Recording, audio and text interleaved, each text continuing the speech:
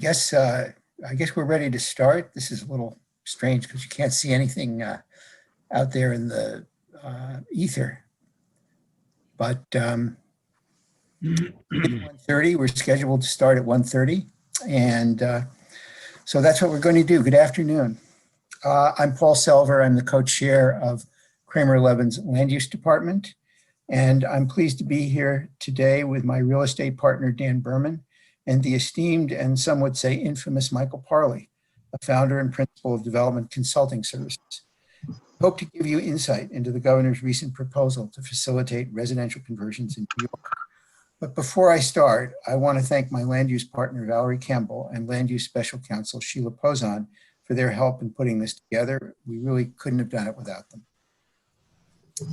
The order of battle today is that first I'll talk about the current regulations governing conversions and the governor's proposal. Dan, no, I'm not running the screen here, so there we go. There we go. And then Dan will discuss the real estate implications of that proposal. And finally, Michael will offer some thoughts on the legislation and we'll open the floor for questions and comments. If you do think of a question during the presentation, please send it to us via the Q&A function in Zoom. We'll take all questions after the presentation is completed, and I hope we'll be doing that in the order in which they are received. We'll start by looking at the laws governing conversions today. This is not simple because the laws that are applicable depend upon where in New York City you happen to be. If you're in Manhattan below Murray Street, conversions of all pre-1977 non-residential buildings are governed by Article 7B or Section 277 of the Multiple Dwelling Law and Article 1, Chapter 5 of the Zoning Resolution. If you're in Manhattan between Murray Street and 60th Street, excluding the preservation area of the Special Clinton District, or if you're in Brownstone, Brooklyn, Greenpoint, Williamsburg, Gowanus, Red Hook, Long Island City, Hunters Point, Woodside, Astoria, or in certain special districts, you're able to convert all pre-1961 buildings, non-residential buildings, pursuant to either Section 277 of the Multiple Dwelling Law or Article 1, Chapter 5 of the Zoning Resolution. Conversions under the Multiple Dwelling Law and Article 1, Chapter 5 are advantaged in that they are not subject to the Zoning Resolution's floor area ratio and apartment count controls. They have more relaxed light and air standards, and they have no open space requirements, although in larger buildings you are required to provide an open space equivalent. What's significant here relative to the governor's proposal is that they are not available. The conversions are not permitted in manufacturing zones, except with respect to joint living work quarters for artists in Soho and NoHo. The map here shows the community boards, but not the special districts where Article 1, Chapter 5 is available for pre-1977 in the tan building, pre-1977 buildings only in the purple.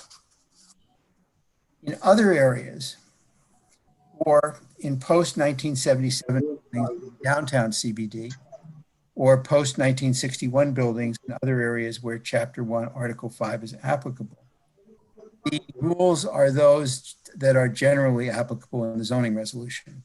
What that means is that conversions from non-conforming non-residential uses to conforming residential uses are given a somewhat flexible accommodation in that the bulk and parking rules that would apply to new construction do not apply to those conversions or to alterations made to accommodate the conversion.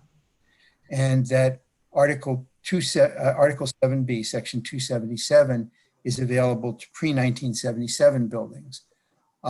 However, the zoning resolution, the post-1977 conversions are subject to the currently applicable provisions of the Multiple Dwelling Law. For conversions from conforming non-residential uses to conforming residential uses, the bulk regulations apply to new residential construction in the zoning resolution apply. For pre-1977 buildings, again, Article 7B, Section 277 is available. Post-1977 conversions are governed by the currently applicable provisions of the Multiple Dwelling Law. Turning now to the governor's proposal. The memorandum in support of the legislation describes its purpose as to authorize flexibility in zoning to address high commercial vacancy rates and underutilized hotel properties located in specified areas of New York City. The proposed bill is not mandatory. It merely provides an additional option for converting non-residential to buildings to residential use, and all existing programs for the conversion, those that I've described, remain available. The legislation would become effective on July 1st, 2021, and would sunset on December 31st, 2026. Any project with a lawfully issued construction permit, or for which a completed application has been filed as of the sunset date, is permitted to be continued and completed in accordance with law. The analysis of the legislation that we're going to give you today will give you the current state of play, but we can't say is that it's definitive or that it's going to be the final product. There are two reasons for that. The first is that the city hasn't publicly weighed in on the proposal. Given that it is, as a practical matter, a zoning override by the state of the city's zoning laws, the city may have a different view on what should be done, and we can expect that if that's the case, the substance of the legislation will change, perhaps significantly, before it is adopted. Moreover, and even if the substance were to remain unchanged, a rewrite would be essential. The current draft of the legislation is in our view, awful. It's about as bad as anything I've read, frankly. The statement as to its applicability is virtually impossible to parse, and it uses undefined terms in places where certainty is important. So what we'll offer today is what I would consider to be the most conservative view, but hardly the only view of interpretation of the language. So with that background, our understanding is that the proposal overrides the provisions of the zoning resolution governing use in bulk for eligible conversions of hotels and office buildings, regardless of the date that those office buildings were constructed or their floor area, so long as the conversions, number one, comply with Article 7B of the Multiple Dwelling Law and the Building Code, and two, provide affordable housing in the form we'll talk about later. Perhaps the most significant aspect of this legislation is that it appears to permit conversion of eligible buildings in manufacturing zones. So what are the eligible buildings? They are, first, hotels with fewer than 150 rooms anywhere in the borough other than Manhattan, and in Manhattan between Chambers and 110th Street. And they are Class B and C office buildings located between 9th and Park Avenues, 14th and 60th Street in Manhattan. Now, there's no formal definition of a Class B or Class C office building, but there are some commonalities among the different descriptions available. Class B buildings tend to be older. They tend to have pretty good finishes and to be well maintained. Many of the buildings constructed from about 1925 to 1975 would fall into this class.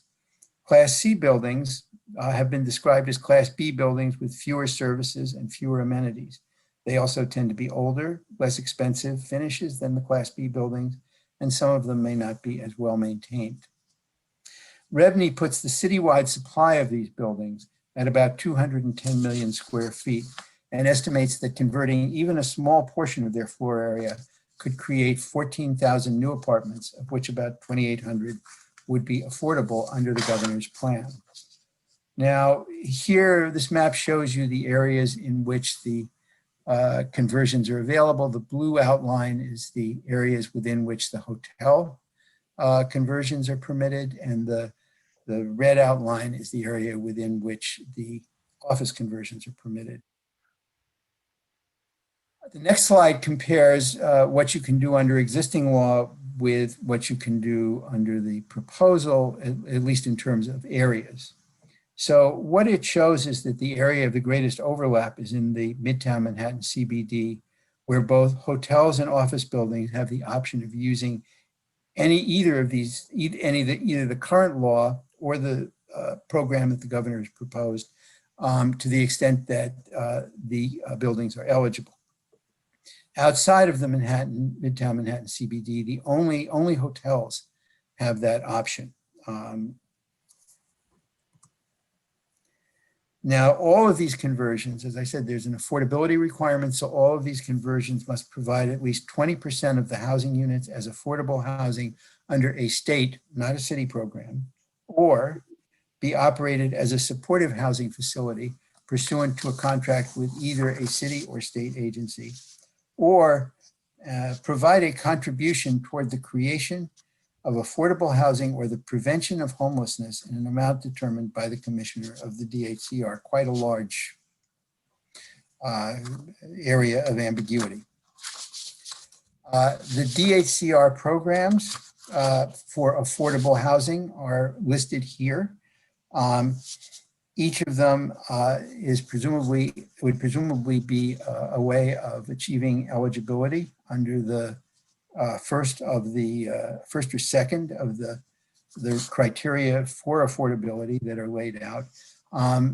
We have a little bit more information about them that we're happy to talk about in greater detail during the question and answer period. In addition, partial tax exemption and abatement under the city's J51 program should be available to buildings taking advantage of one of the state subsidy programs. So that's the program in substance. I'm going to ask Dan Berman now to take over control of this screen and to talk about the real estate implications of it. Dan? Thanks, Paul. Hi, I'm Dan Berman, a partner in the real estate group at Kramer Levin. And I'm going to talk a little bit about the market and policy implications.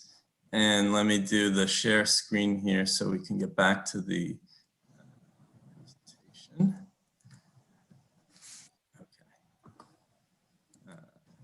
Okay, great. So we've discussed the current regulations in the proposal, and I want to go into a little bit on market and policy considerations. First, I want to focus on some positives. Conceptually, you know, it's great. It's let's deal with commercial distress. At the same time, let's encourage affordable housing. It's a little bit of a soundbite. It's definitely a good political message. As Paul said, there's a lot of vagueness around it, but conceptually we like it. There's flexibility in there. It's nice to see Albany giving owners, investors more flexibility as opposed to more restrictions. So positive again. There's clearly current distress. You take a snapshot of what's going on today. This is, there are problems here. We need to address them. So that's great. And there's even been problems in these asset classes for a number of years predating the pandemic. There are a lot of hotels, they're expensive to run, there are union issues, Airbnb, or if they go completely underground, shadow listings of shares of apartments. Office lease concessions have been on the rise over the years. You take a 10-year lease and a couple of years of those get eaten up by leasing commissions, by TIs, so by free rent. So there clearly are positives about the proposal. This is just a snapshot of some of the carnage. Clearly hotels are struggling. It looks like about 30% of the rooms, a third of the rooms have gone offline. Hotels, the slowest year of the century, you just have availability rates up and you have asking rents down. We're all aware of what's going on. So with that in mind, you know, beyond just the general vagueness of this proposal, what concerns are there with its core, you know, premises? The residential market, the market rate residentials aren't doing great either.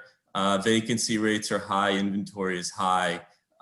So it's suffering. So you take the 20% affordable minimum, you know, will developers look at market rate?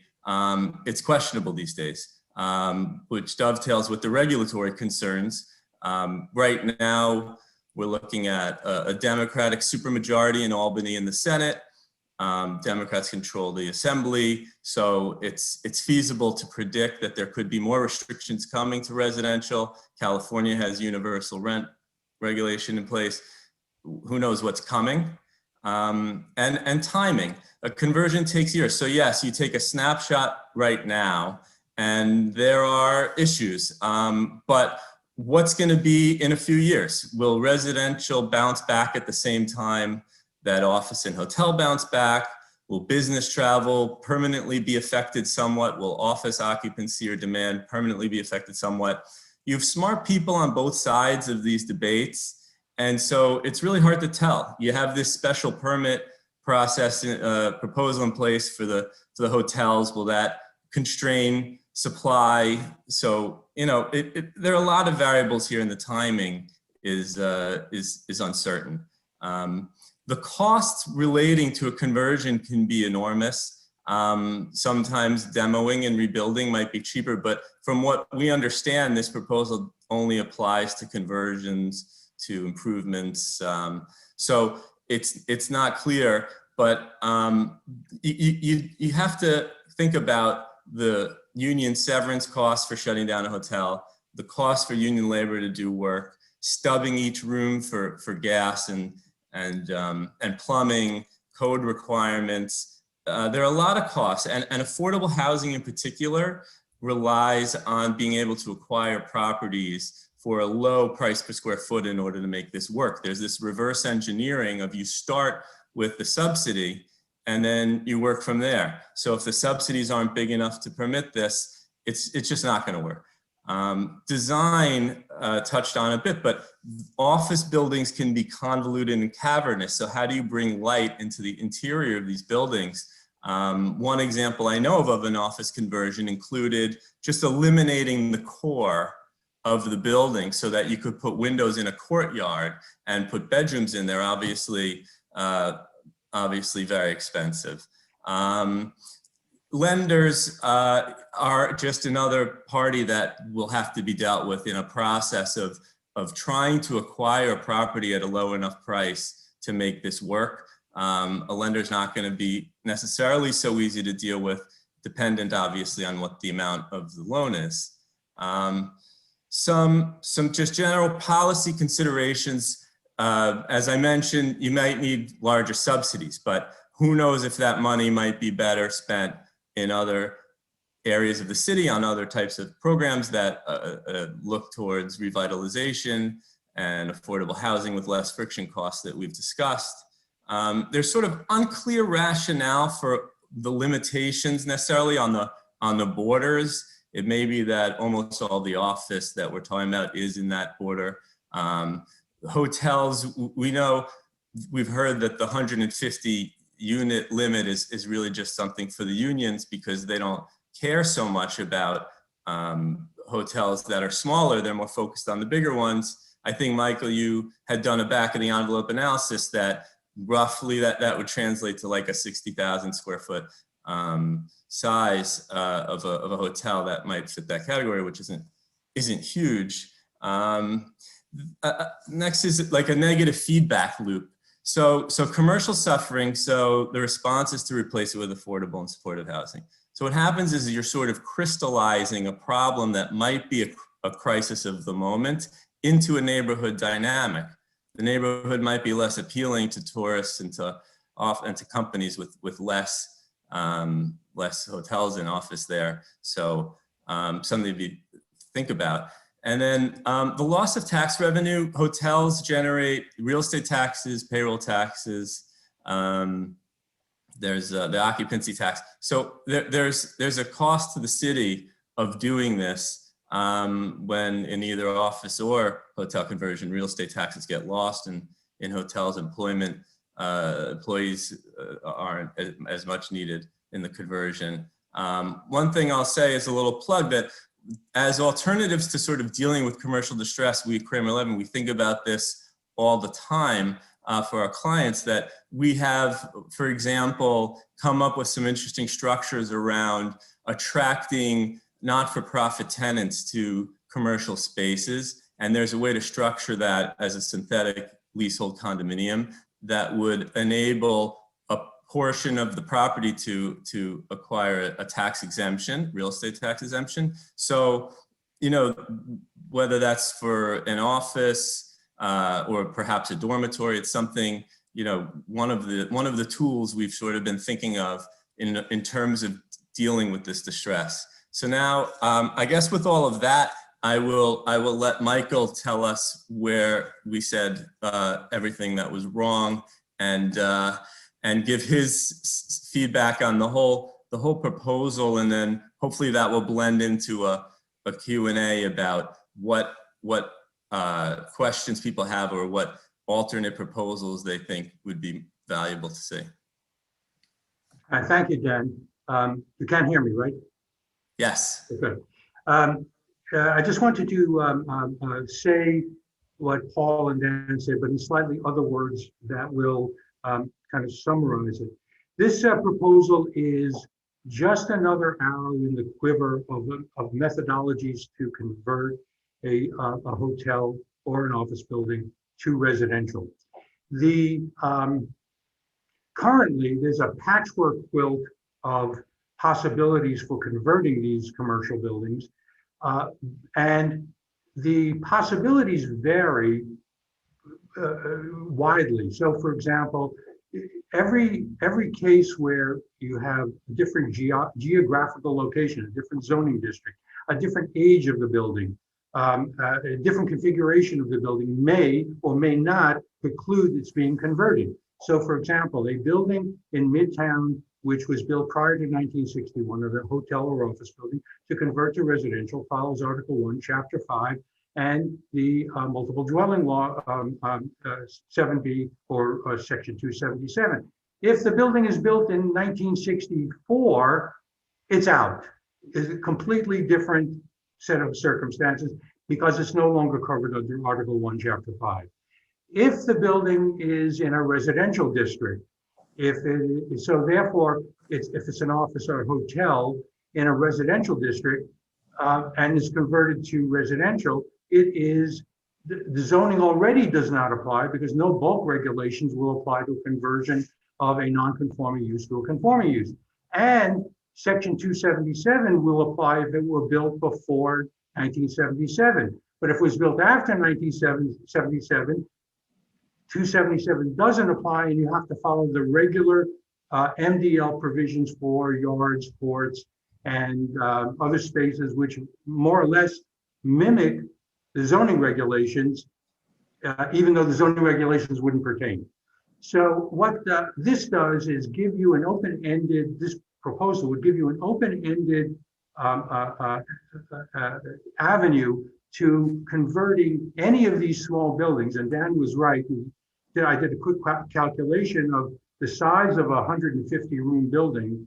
And if we take an average of 400 gross square feet per unit, we're talking about a 60,000 square foot building. So these are small buildings, but they are, and they are being allowed to convert, citywide without regard to any of the other use or bulk regulations. The quid pro quo the city asks for is the 20% affordability. So whereas if you're take a standard Article 1, Chapter 5 building in Midtown Manhattan that converts, and that would still be available, you don't need to provide affordable units. But if you avail yourself of this new opportunity, you would have to provide the affordability. So there'll be trade-offs. People will have to make judgments about how onerous it is to provide 20% affordable residential units in a 60,000 square foot building, or take their chances with another direction, which might be go to the Board of Standards and Appeals. So it's as I say, it's just another arrow in the quiver. It's not a panacea, and it will. It also requires a lot of work. There are a lot of things that are not addressed here. For example, if we have a commercial building that has extra floor area according to the zoning regulations, and one wants to convert using this, can you then enlarge it, and under what conditions? So the local authorities, mainly the municipality and the Department of Buildings, will have to be promulgating some rules and regulations that help us understand what is possible here. Lastly, another thing that's come up is that this is for the conversion to residential. It's been mentioned and proposed that we also allow, that the legislation also allows long-term care facilities, which are a very viable market use and are essentially residential. And there should be no reason why it should be, because a long-term care facility is also a Class A and or Class B multiple dwelling. So again, we have some new opportunities here. They come with a cost, and there are a lot of uncertainties and ponderables that have to be ironed out over the next several weeks or however long we have to work with this document. Okay, thank you, Michael. We have, so far, we're starting to get a bunch of questions, actually. So I see. Paul, you went on mute somehow. I'm off mute. There we are. You're back. So we have 4 questions, actually, that are unanswered. We had a 5th question, which is, is there a way of getting a PDF of the PowerPoint? The answer is yes, that we plan to send the PowerPoint around to each person who registered for this program. Next question, would a site's location within an IBZ affect its eligibility under the governor's proposal? IBZs don't have any formal land use status. They are areas that are set aside as a matter of policy. But there's no legal prohibition on any kind of conversion in those areas. So and they are continue to be governed by zoning. To the extent the governor's bill overrides zoning, I would say that the fact that a project is in an IBZ should not affect its eligibility. It might affect its, except to the extent that one or more of the subsidy programs wouldn't be available. And if that were the case and you had to go under the program that's the subsidy subsidy prong that said provided for the payment of money to help provide for affordable housing, it's not clear that going under that prong would entitle the project to a J51 tax benefit. So the short answer is it does not appear to affect the eligibility for the program. You should be able to go into the program. You should be able to find a way to satisfy one of the affordable housing criteria. It might affect your ability to use the J51 tax abatement. Next, and I'm happy to, if anybody, if either Michael or Dan wants to jump in, you should by all means jump in. What are the implications for environmental review since the state will override local zoning? Will there be any type of environmental review as a part of these conversions, especially concerning public review, infrastructure concerns, et cetera, such as schools? Those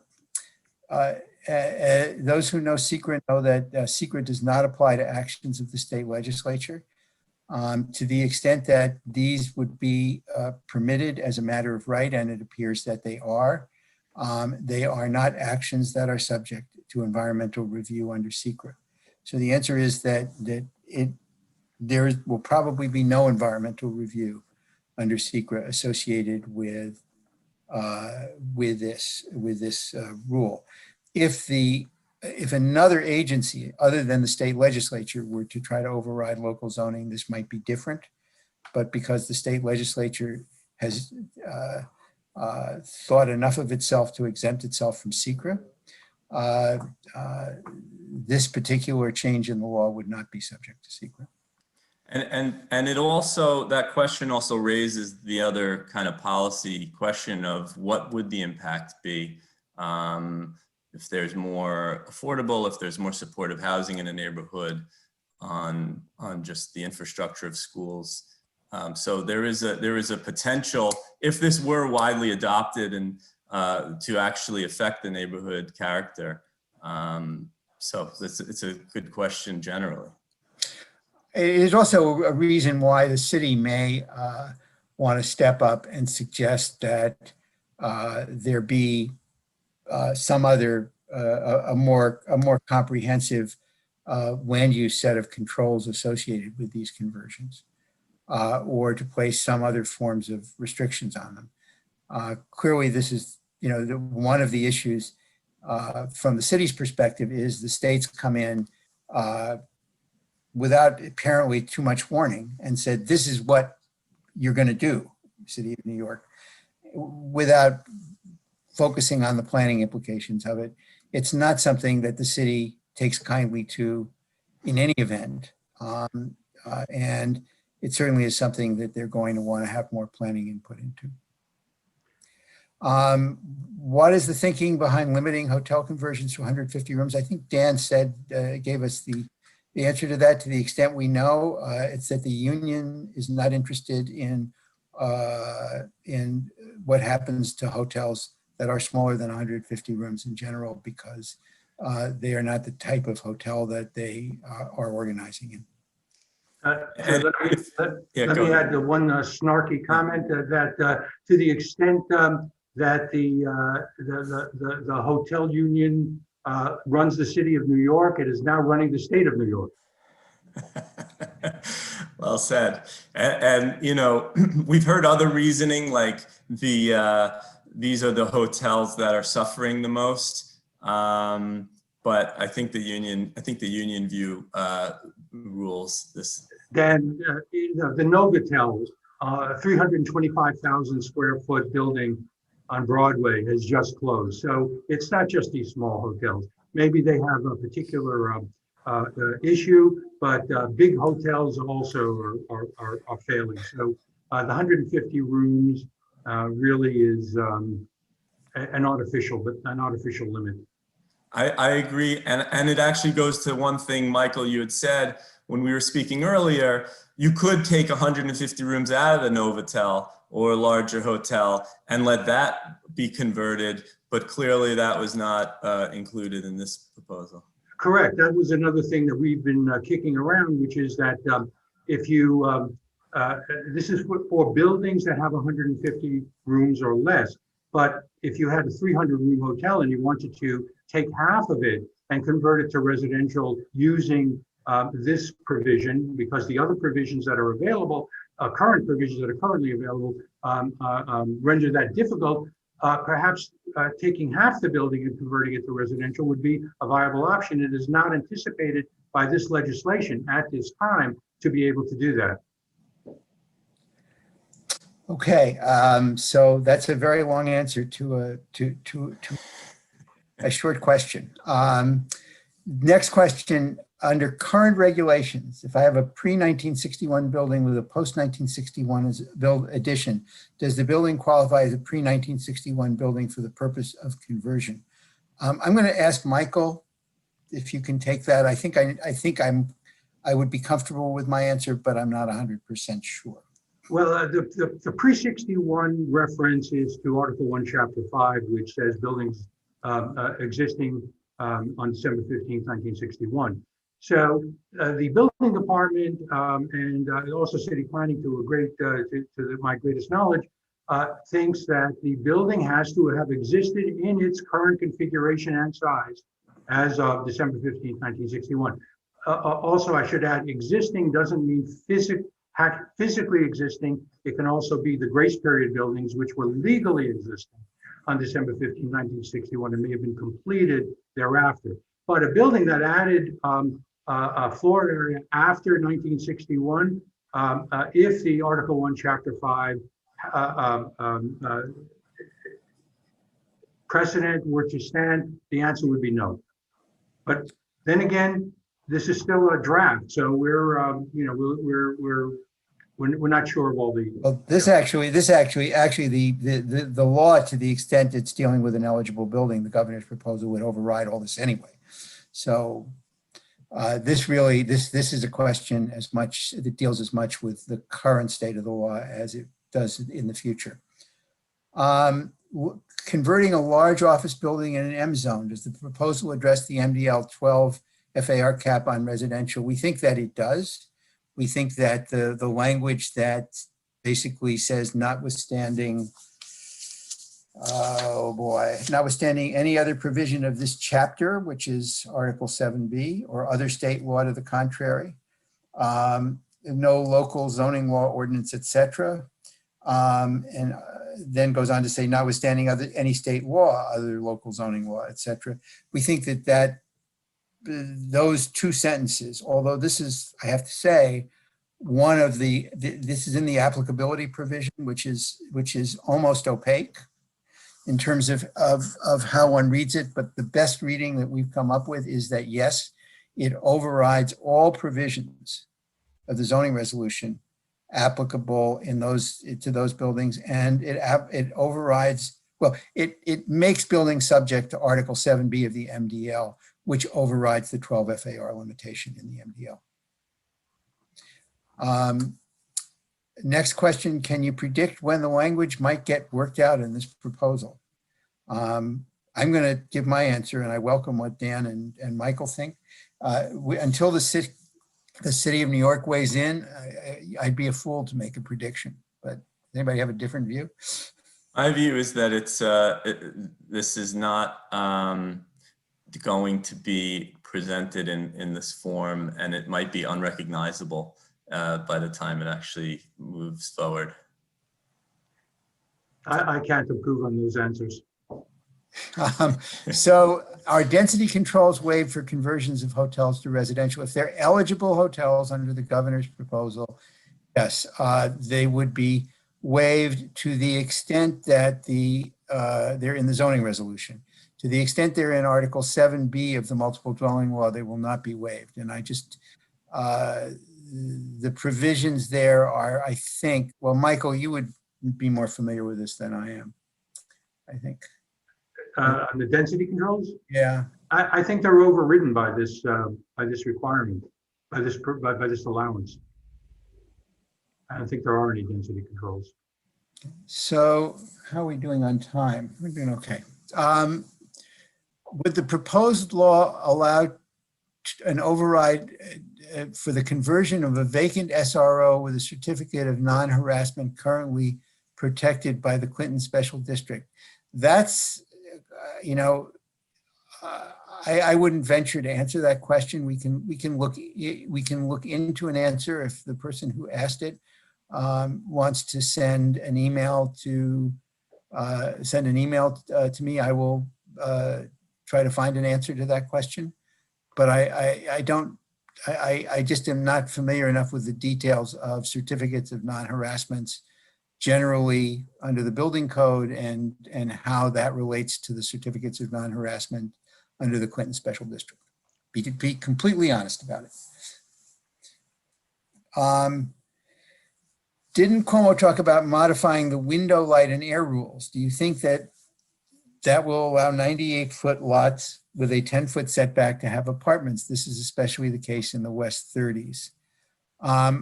Our reading of this is that the light and air rules applicable here are the light and air rules in Article 7B, which means that a building with a 10-foot setback on its lot can have legally required light and air if there is a 10-foot setback on the lot that faces it to the rear. That's the case under existing law, and it does not appear that this legislation modifies that rule. Michael, do you? Well, I wasn't clear on whether Article 7B, the 277 Section 7 rules were overridden. This text is not written well enough to be able to make a determination that is, as you attorneys say, dispositive. But if it doesn't, and that's something that we should look into, if it doesn't, we should import the Article 7B, the 277 light and air rules, because otherwise, without light and air rules, we are going to have people putting dwelling units on the lot line with lot line windows, or 2 feet away from another building or another lot line, that would be unconscionable. So I think the only reasonable standard is the Article 7B regulations, if they are intended to be referenced here, and if not, to be referenced in revised language. If in fact they are intended to be overridden here, and that's the goal, regardless of the wisdom of it, the law does not override local building codes. So whatever the building code says about legally required light and air, and that's something that an architect can talk about with a lot more facility than I can, would be relevant in terms of what a minimum requirement here would be. Next is a sort of policy oriented, and actually, Dan, why don't you, can you see these questions? Dan? Yes, Okay, I can. why don't you take it, because I think the question is, would there be any support in expanding existing affordable New York tax abatement program 421A to apply to these conversions? Without any sort of tax abatement, or even with J51, these conversions will be challenging to pencil. I think that's exactly right. I think there would be support for these types of programs. I think that's exactly what this is intended to accomplish. And I do agree that without it, this just won't happen. So if a affordable developer is reverse engineering by starting with the abatements and the subsidies, it's essential that there be significant incentive. Next, are there ADA implications to this? I don't think so. The ADA is a federal statute. I don't think this does very much to the ADA. You'll still have to deal with it one way or another. And I think whatever the building code provisions governing handicapped accessibility would still apply as well. So I don't think for those purposes this statute has any great significance. Michael, do you disagree? I agree that the ADA imperatives will still stand. Would a commercial class B or C building that has had community facility use be considered for this action? You know, the way I read it is, the only thing that's clear, I guess is a better way to put it, is that if you have a building that's 100% commercial and it's class B or C commercial now, as of the current date, it appears that that building would be eligible for conversion. If you have a building, a building that is 90% commercial and 10% community facility, I mean, I guess I would think of it as a building that should be eligible, but that's one of the ambiguities of this. You really can't tell exactly what they mean by commercial class B or C, a class B or C office building. Let me add that the class B or class C criterion is dysfunctional, and somebody is going to have to think of a better way to describe these buildings.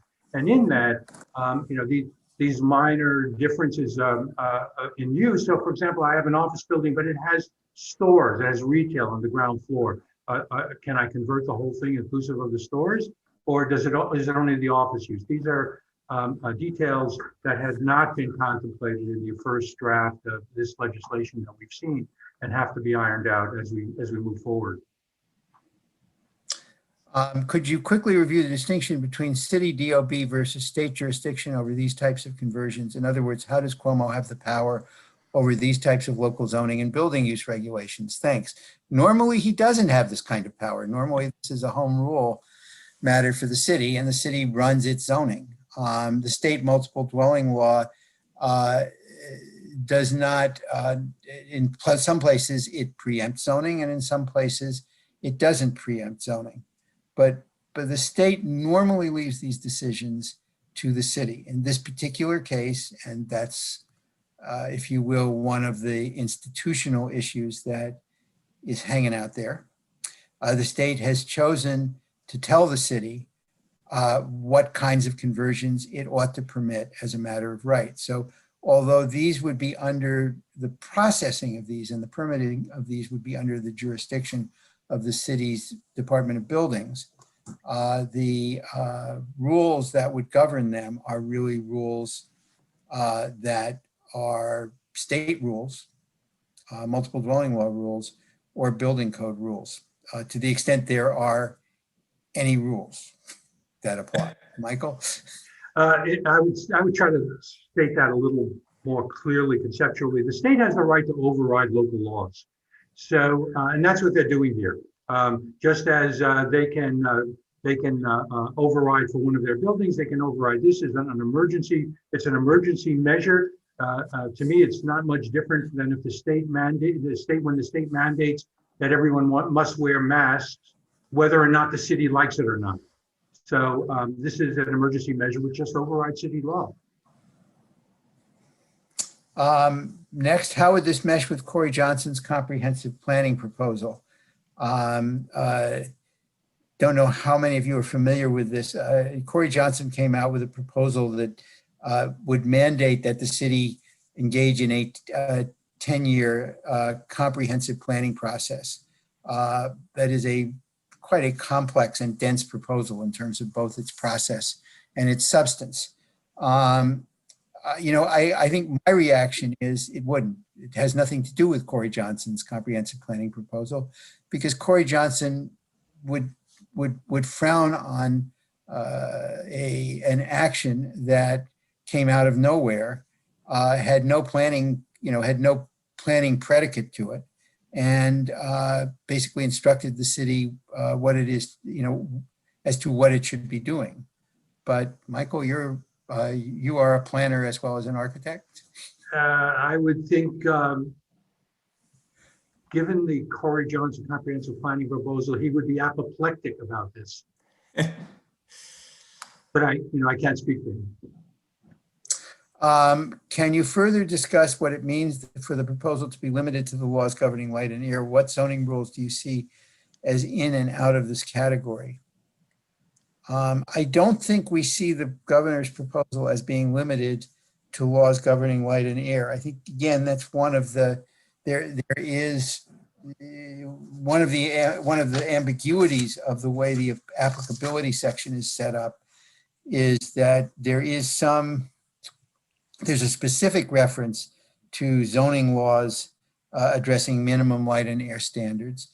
But I think the governor's proposal is broader than that. It's not limited to overriding light and air rules. And basically, when we talk about light and air rules, we're talking about the size of yards, distances between windows and lot lines, the size of openings in windows, court is the size and dimensions of courts. I think we see the governor's law as overriding all of those zoning requirements. Michael, do you want to? I agree. The zoning bulk regulations would be eviscerated for this. They'd be out. What would be left is anything, Paul, as you said before, anything in the building code and anything that substitutes from the MDL, whether it's Article 7B or something else. That would be it for light and air. Are there financial incentives like under the old? Yes, like under the old 421G program. I think we'd have to defer on a response to this. I just don't know. Dan, you may know, but I'm just not familiar enough with the details of the J51 program versus the provisions of the 421G program. I know that they were both incentives, that they're both incentives. And I also know that in conversations that I've had with other people, there's always been an assumption that, while there are incentives for the affordable component, affordable units that might be part of this program, that there is also going to be a need for an incentive for the market rate portion. But Dan, do you want I to? think, yeah, I would say I would think that there needs to be, whether they create one just for this or not, there would need to be something like that. But nothing yet has been proposed. It's really just like nothing has been proposed for what the contribution would need to be. Nothing's been proposed for what the incentive would be. It's now 2:22. We have 3 questions that are left. The last one at 2:15, and in the spirit of how people vote, we're going to say any question that was in by 2:15 gets answered. So the 3 more questions are: do we know if there's been any coordination between the city and state, and on how this will impact the affordable pipeline, availability of funds vis-a-vis HPD and HDC volume cap? Alternatively, has the state indicated funding initiatives for this? We haven't heard of any coordination between the city and the state, and to the fact that the city hasn't said anything about this suggests that there has not been any coordination between the city and the state on this. I don't think, I'm not sure there's been any studies of how it's going to in fact affect the affordable pipeline. I'm not sure there's been any study of how it's going to affect availability of funds and volume cap. Although the programs here do not appear to be programs that specifically use the bonding authority that would be subject to volume cap, as I understand it. There are the state programs that we identified typically have a subsidy, most of them have a subsidy per unit, per affordable unit within the building. I don't know is that there's been funding for this, and I haven't heard any indication that there is. Dan, have you heard any? I would be surprised. I think there's some intentional lack of coordination between the city and state generally, and on this in particular, I think this was sort of sent out in the dark and not in consultation with many, including the city. Any comments on particular challenges concerning buildings exceeding 7 stories in height? I can't think of any that don't already exist, but I think this question is being asked in particular about the Article 7B, the 277 provisions for the reduced light and air that loft conversions are afforded.